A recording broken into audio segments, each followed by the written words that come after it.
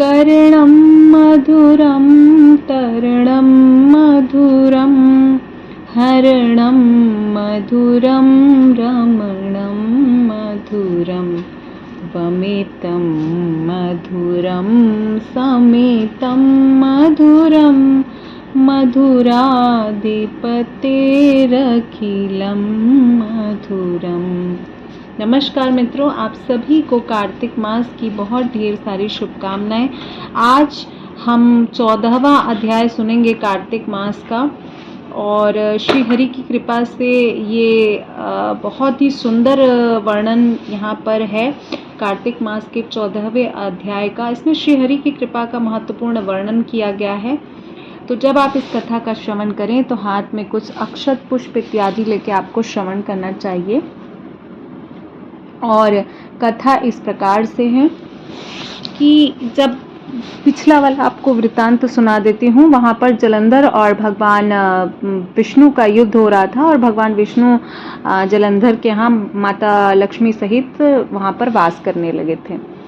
तो उनको इस प्रकार धर्म पूर्वज राज्य करते देख, जो जलंधर थे वो भगवान विष्णु की कृपा से, क्योंकि जलंधर माता लक्ष्मी के भाई भी हैं, और इस प्रकार से क्योंकि दोनों समुद्र से ही उत्पन्न हैं, समुद्र के ही बच्चे माने जाते हैं, समुद्र देवता के, इसीलिए तो जलंधर जब काफी समय से धर्म पूर्वक राज्य कर रहा था तो इसको देख के देवता क्षुब्ध हो गए।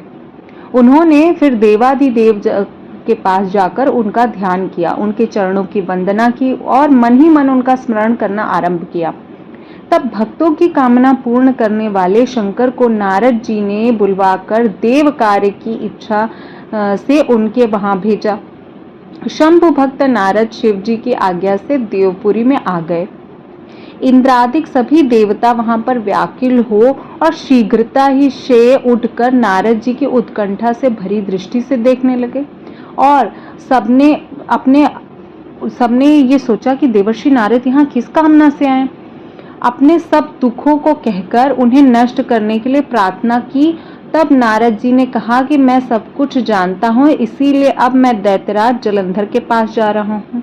क्योंकि नारद जी सर्वव्यापी हैं, कहीं पे भी अंतर ध्यान हो सकते हैं, कहीं पे भी जा सकते हैं, तो इस प्रकार से है। तो नारद जी देवताओं से कहते हैं कि हे देवता, मैं सब जानता हूँ, तो मुझे कुछ बताने की जरूरत नहीं है, मैं दैत्यराज जलंधर के पास ही जा रहा हूँ। ऐसा कहकर नारद जी देवताओं को आश्वासित करके जलंधर की सभा में आए।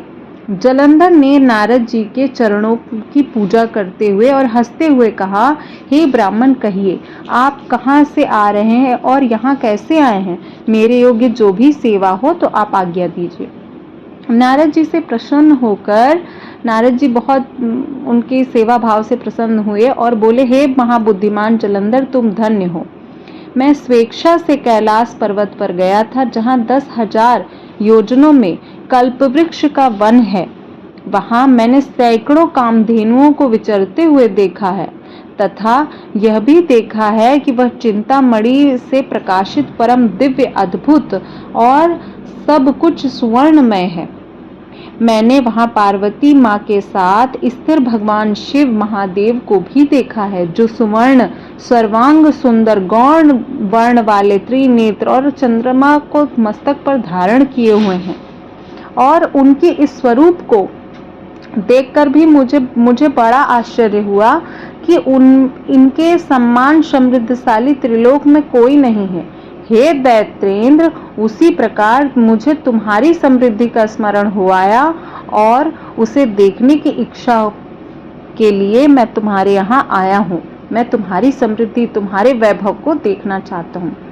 यह सुनकर जलंधर को बहुत ही हर्ष हुआ कि अच्छा, मैं इतना प्रख्यात हो गया हूँ कि स्वयं नारद जी मुझे देखने आ रहे हैं मेरे यहाँ पर। तो काफी आनंदित हो गया।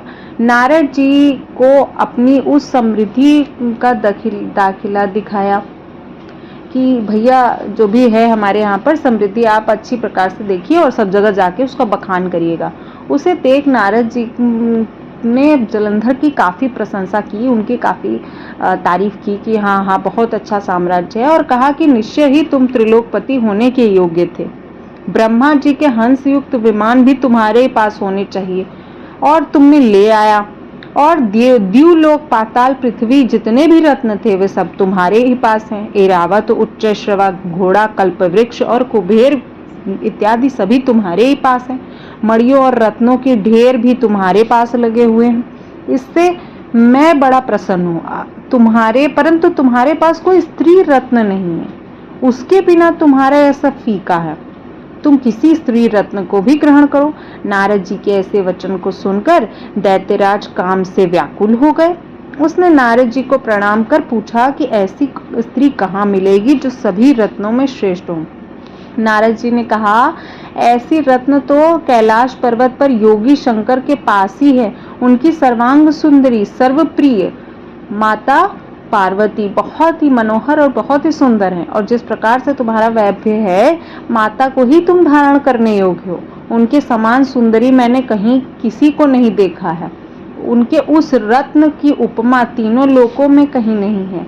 देवर्षि उस दैत्य को देखकर देव कार्य करने की इच्छा से आकाश मार्ग में चले गए हैं। और देखिए इस प्रकार का वर्णन किया है वहां पर कि भगवान जो भगवान शिव की प्रिया है, सर्वप्रिया है माता पार्वती को वर्णन करते हुए देवर्षि उनको बता रहे हैं कि ताकि वो वहां पर जाएं और कुछ गलती करें और उसके बाद उनका वध हो।